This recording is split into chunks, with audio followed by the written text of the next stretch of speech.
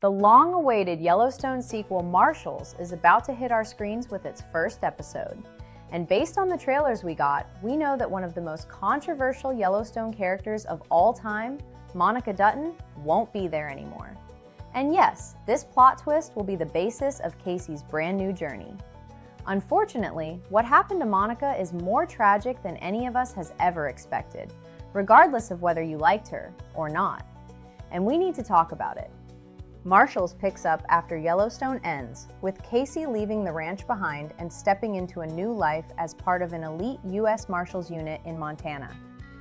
On paper, it sounds like a fresh start, a badge, a mission, a clean slate.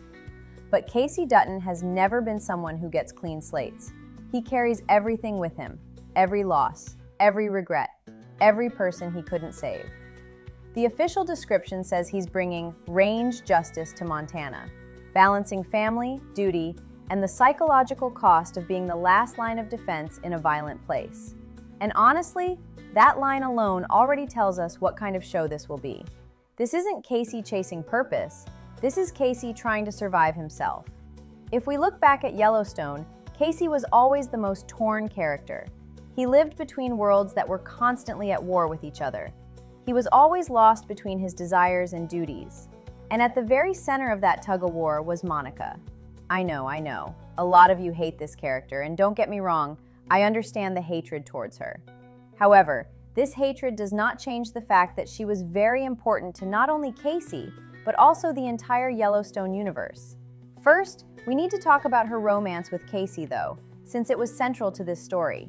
As you all know, they loved each other so much, lost a child, broke apart, found their way back, and had to learn how to choose each other again, despite everything. By the end of Yellowstone, when Casey gave the ranch back to Thomas Rainwater and the Broken Rock community, that was basically him choosing Monica's world. Choosing her people and a future where Tate wouldn't inherit the same cycle of violence. As if this is even possible for any Dutton member.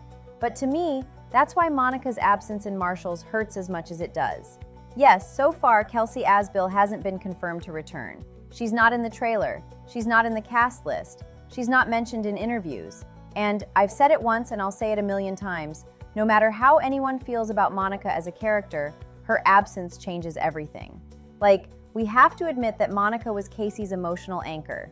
So without her, Casey is basically unmoored. And you can feel that immediately in the footage we've seen of the show so far. To me, Casey doesn't look like a man chasing glory at all. Instead, he looks tired and even haunted. In one teaser, he says, "I'm changing paths, trying to find a new beginning." And it doesn't sound confident at all. Instead, it sounds like he's trying to convince himself. In another moment, he admits, "I'm just grappling with some skeletons I'd like to keep in my closet." What really got me was hearing Luke Grimes talk about this spin-off. Even he wasn't sure at first to move forward with a story like this. When the idea was pitched to him, he said, "Well, he's happy. We're just going to watch him be happy? That's not very cool." And honestly, I felt that. If Yellowstone had ended with Casey walking away with Monica and Tate, I would have accepted that ending with peace. But Grimes also said the idea was very, very good and very interesting, and that it grabbed him immediately. He added, "I don't think the fans wanted it to be over. Plus, Monica might have been disliked by us, the fans, but she was actually pretty beloved by the other characters on the show. She had complicated but strong bonds with almost every single character, sharing special moments with them. So yes, her absence will impact everyone, not only Casey, which is extremely heartbreaking." Marshals is set about a year after Yellowstone ends. According to showrunner Spencer Hudnut, that gap matters a lot to the story. He explained that the chaos in Montana has settled, Casey has secured East Camp for his family, and that stillness forces him to look inward. Hudnut said, "This downtime that he's had between the end of that show and the start of ours has forced him to confront some of his demons and really focus on being a father. He's a changed man." Now this means that this show will introduce a brand new love interest to Casey, because no Dutton man stands still without a strong woman in their lives. You might remember that in the past, he had a girl, also known as Avery, confessing her love to him, which was a huge scandal at the time, and even Monica realized the sparks between them. But Casey, being the rightful man he is, rejected the girl's advances. Now there are rumors that she might return, in the absence of Monica, trying to fill this gap. Do you think she is a good match for Casey?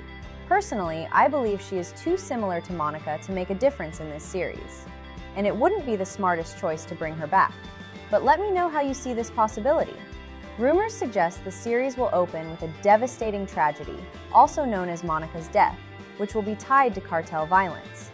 Some whispers even say she'll appear only in flashbacks, with the truth about her death unfolding slowly. So, in a way, this will be Casey's revenge story. Whether that's true or not, one thing feels clear. Marshals is built on loss, and I cannot wait for it. Marshals premieres on March 1st, 2026, with a 13-episode first season, and personally, I cannot wait for it. If you want to stay updated on the Yellowstone journey, make sure to subscribe my channel, like this video, and comment your favorite Dutton character below in the comments. See you in my next video!